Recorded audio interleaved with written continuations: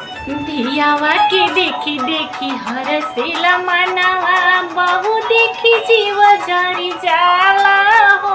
बोल काहे हमर रही रही दिल घबराला हो। बोल काहे आखिर बहुत होली एक दिन केहू की बेटी यदि बहुए ना रही बंश कैसे आगे बढ़ी।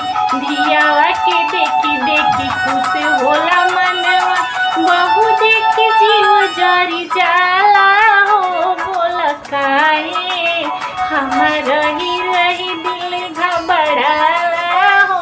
बोल काहे यदि बहुए ना रही घरवा के साफ करी तहरा सोना के घर में साथ परत दूर जमी।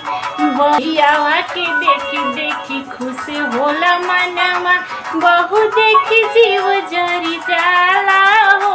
बोल काहे हमर रही रही दिल घबराला हो। बोल काहे